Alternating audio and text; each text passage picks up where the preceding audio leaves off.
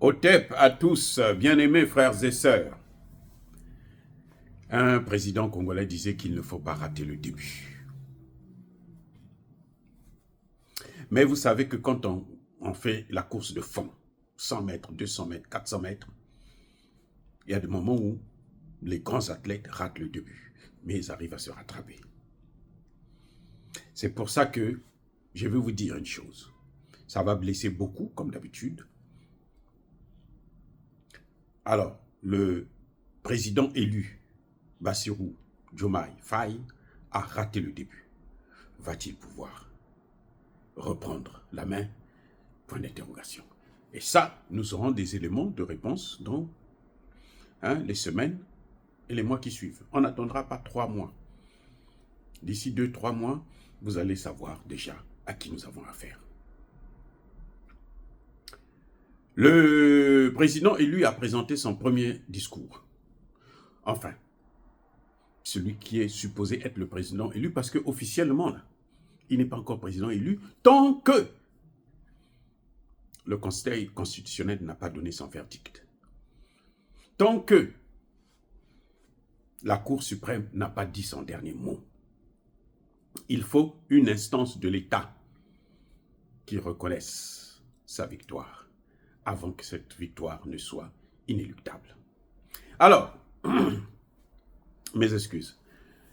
Le président élu, selon les médias, notamment occidentaux, en tout cas, son élection a été reconnue déjà par l'Occident, par les États-Unis, par la France, par... Les premiers à envoyer des félicitations, ce sont les Occidentaux. Ce n'est même pas les pays africains. Ça, c'est le premier indice qui montre que, il y a quelque chose qui ne va pas. Il n'y a pas de fumée sans feu. Ce sont des premiers indices qui montrent qu'il y a quelque chose qui ne va pas.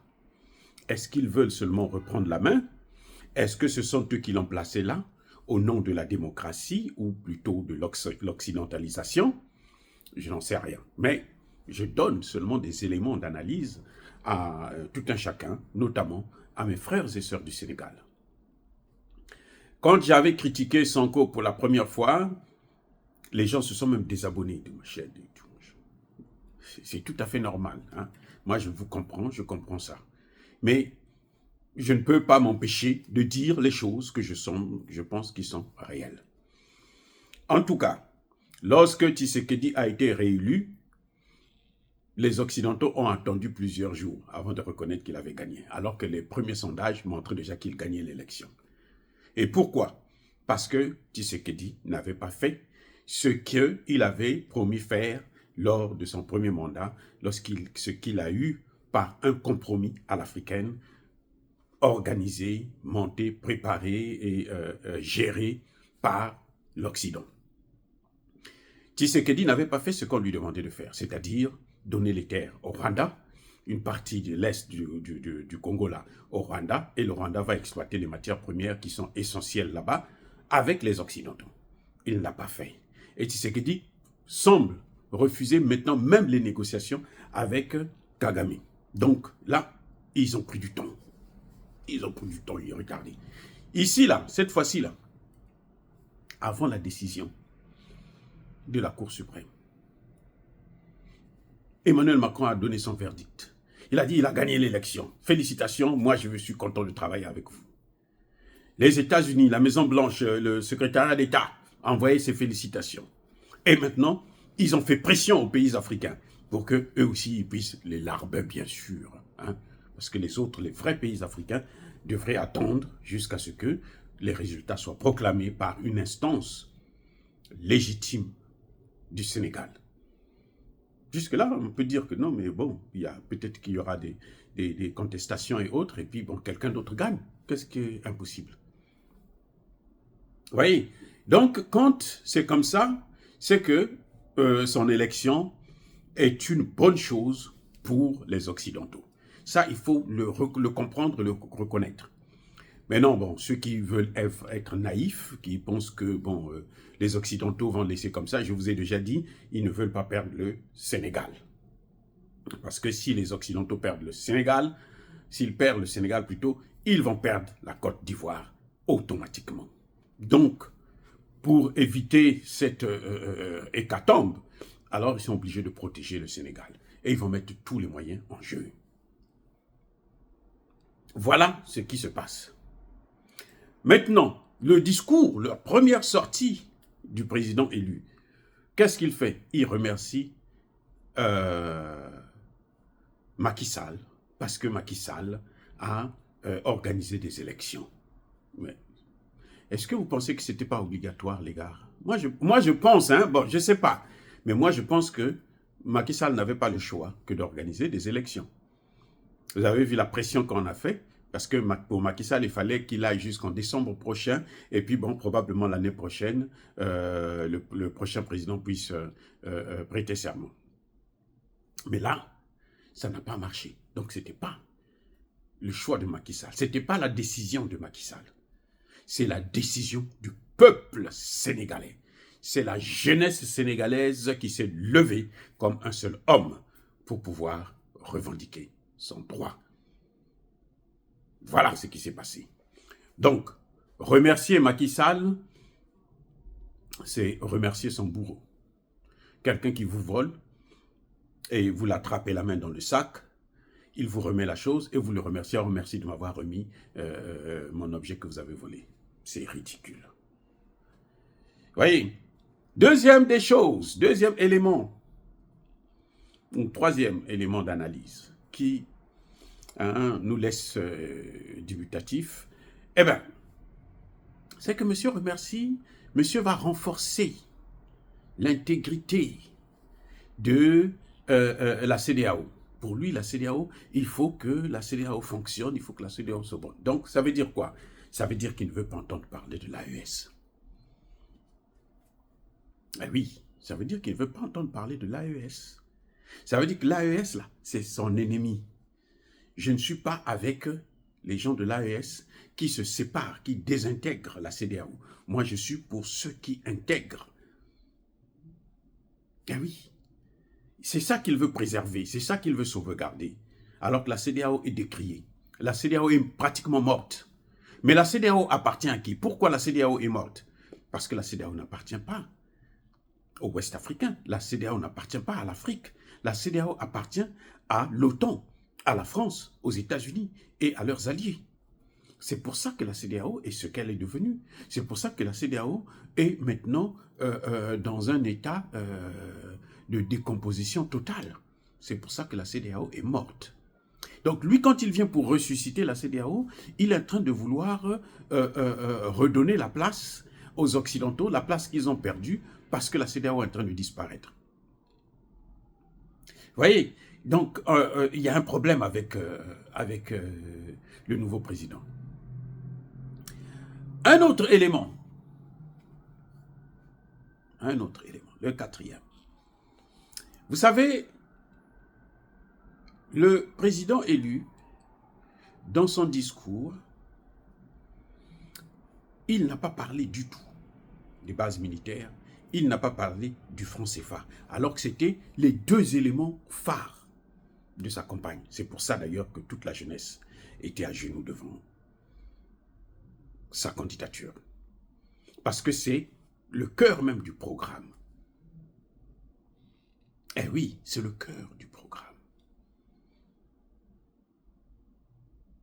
La base militaire, le franc CFA, la souveraineté.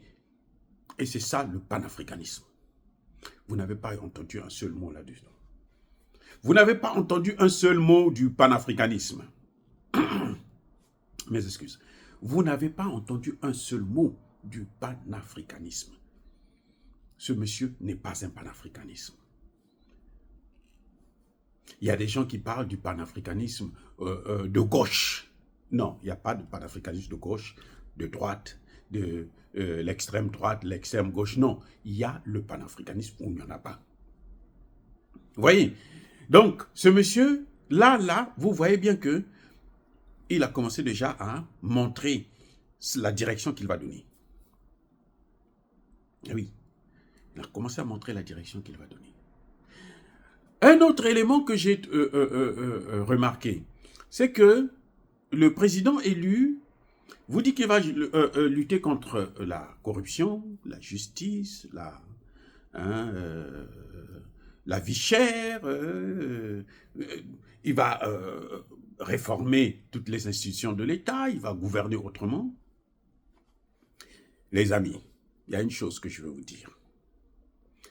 Prenez les programmes de Sassou Nguesso, de Paul Biya, de Blaise Compaoré, de Alassane Ouattara, de Macky Sall, de Abdoulaye Wade. Prenez tous les programmes de ces gens-là.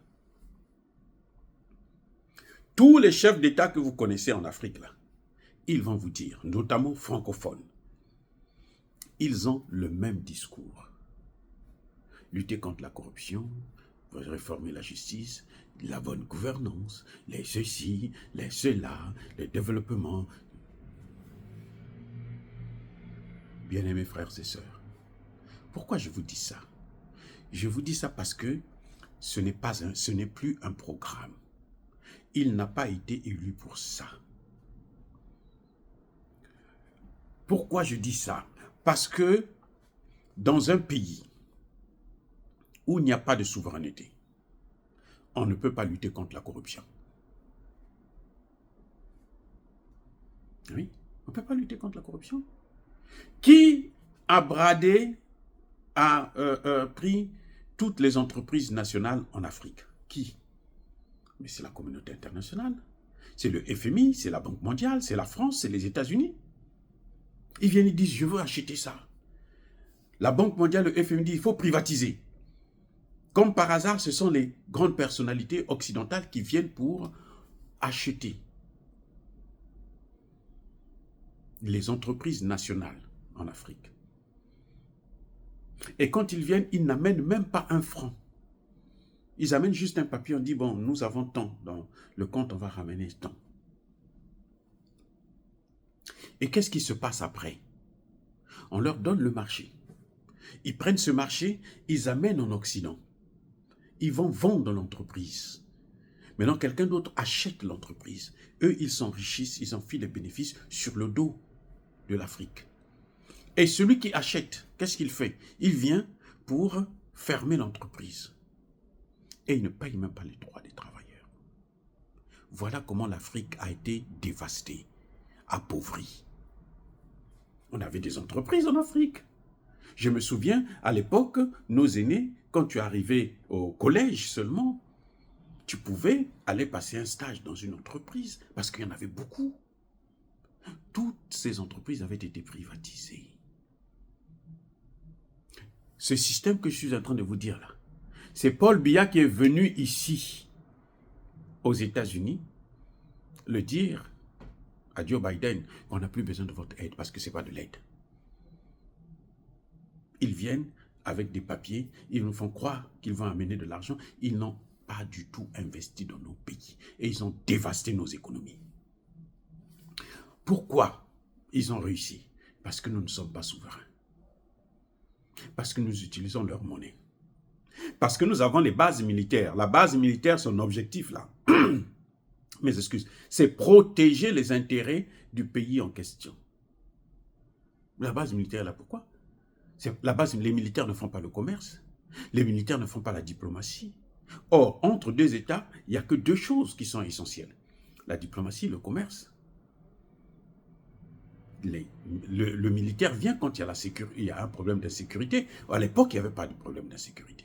Tous nos pays, Cameroun, machin. Non, on condamne nos chefs d'État, oui, parce qu'ils sont tombés dans le piège. Ils n'avaient pas de bons conseillers, certainement. Mais en réalité, ce n'est pas seulement eux. Donc, quand vous voulez lutter contre la corruption, vous devrez poser le paramètre des bases militaires et du CFA. Et il dit, nous allons réformer la justice. Quelle justice vous allez réformer? Puisque vous n'êtes pas capable de juger un ressortissant français. Vous n'avez pas le droit de juger un ressortissant américain, même s'il tue quelqu'un chez vous. Même si vous l'attrapez en flagrant délit, vous n'avez pas le droit de le juger. Vous ne savez pas ça? Mais attendez. Donc, quand quelqu'un vous amène un tel discours, mais c'est un flatteur. Je suis désolé, mais c'est un flatteur. S'il ne pose pas les vrais problèmes, les problèmes de la jeunesse d'aujourd'hui, qui veut sa souveraineté, même si c'est difficile, même s'ils vont encore souffrir. Mais elle veut d'abord la souveraineté. Vous ne posez pas les bases de la souveraineté et vous dites que vous allez corriger la gouvernance, vous allez corriger avec une gouvernance qui est faite depuis l'étranger. Quand il vient vous parler, par exemple, de la CEDEAO, c'est quoi? Mais il vous parle de la force de l'OTAN, puisque la CEDEAO a été achetée. L'Union africaine, c'est pareil. C'est pour ça que personne ne sera surpris demain d'apprendre que l'Union africaine est morte aussi. Vous savez que l'Afrique du Sud veut sortir de l'Union africaine. L'Afrique du Sud a dit, ça continue comme ça, nous on sort.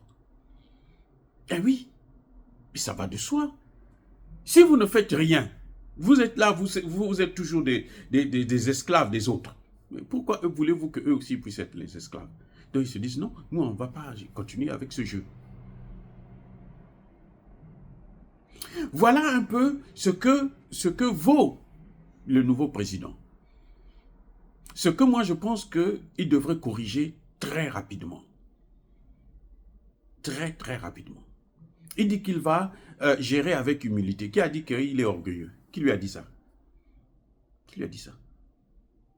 Vous savez quels sont les orgueilleux en Afrique, les dirigeants orgueilleux en Afrique? C'est Assimi Goïta, c'est Traoré, c'est Tchani. On ne vous dit pas les noms, ils ne vous le disent pas. Donc quand lui, il tient ce langage-là, il se met en porte-à-faux avec l'AES. Il se met en porte-à-faux avec l'AES. Puisque l'AES, ce sont des orgueilleux qui ont chassé la France, qui ont chassé les États-Unis avec Tchani récemment là. Les États-Unis refusent, ils disent non. Tchani a dit, moi, même si vous pouvez me tuer, tuez-moi. Moi, je me bats pour mon pays.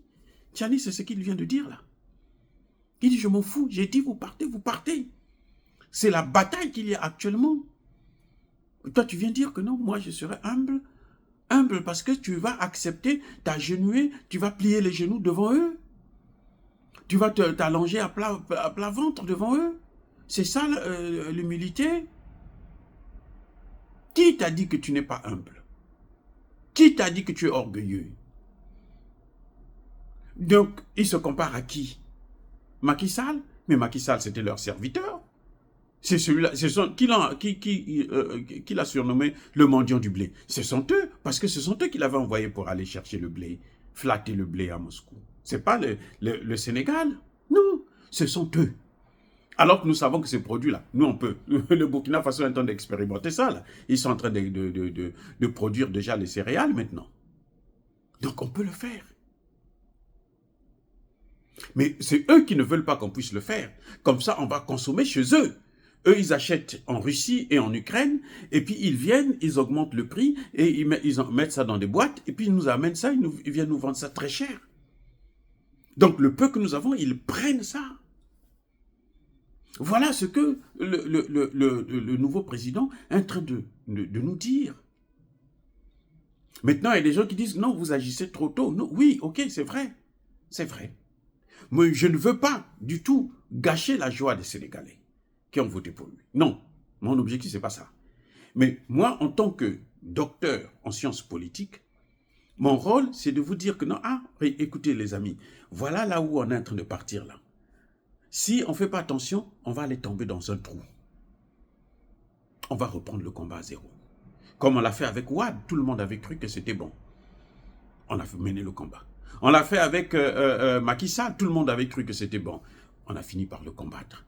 Avec lui aussi, probablement c'est la même chose. C'est pour ça que nous, on doit vous rappeler que, mais attention, il y a des gens qui disent non, il faut attendre d'abord et tout. Oui, ok. Mais nous, tant qu'on n'aura pas de preuves contraires, voilà ce qu'on va vous dire. J'ai soutenu le président élu. Je l'ai soutenu. J'ai dit, avant les élections, j'ai dit, parmi tous les candidats, c'est lui que je choisis. Je préfère. C'est le moindre mal. Mais ça m'empêche de vous dire que non, la direction, là, le premier discours, là, voilà là où ça nous amène. Là où ça peut nous amener, si on ne corrige pas le tir. Nous allons maintenant voir quel sera son premier déplacement. Est-ce que ça va être la France? Est-ce que ça va être le Mali, le Burkina ou le Niger? Les deux, la France, les États-Unis, l'Union européenne, là, ça veut dire qu'il va aller remercier ces gens. Le Mali, le Burkina Faso, le Niger, ça veut dire que ces gens-là l'ont envoyé en mission pour aller dire que non, écoutez, il faut revenir dans la CEDEAO, puisque lui, il a dit qu'il va intégrer. Lui, c'est l'intégration de la CEDEAO. Vous voyez, donc on va voir s'il va choisir, par exemple, d'aller en Afrique du Sud, d'aller en Russie, d'aller ici et là. Il a promis aux partenaires qu'il va respecter les accords bilatéraux. C'est vrai qu'il a ajouté que si ça respecte, si c'est vertueux et autres. Ok, très bien. Mais le fait de respecter les accords, il est en train de confirmer que non, je veux respecter les accords avec Macky Sall, avec Abdoulaye Wade. Je veux respecter les accords sur la présence militaire. Je veux respecter les accords sur le franc CFA. Alors que c'est ce que nous ne voulons pas. Wait and see. Oh, dire cela, bien-aimés frères et sœurs, c'est inciter à la haine ou à la violence. Non. Colère, Yamalem. Encore une fois de plus, bien-aimés frères et sœurs, soyez bénis. Je persiste et je signe. Soyez abondamment bénis par le Dieu de Kémite et par nos ancêtres angélisés. Mais que tous ceux qui persécutent le continent africain le pillent et le déstabilisent, qu'ils soient noirs, blancs, chinois, arabes, juifs, indiens ou qui qu'ils soient punis, maudits, foudroyés, neutralisés, écrasés, effacés par le Dieu de Kémite et par nos ancêtres angélisés. Vive l'Afrique éternelle, j'ai dit et j'assume.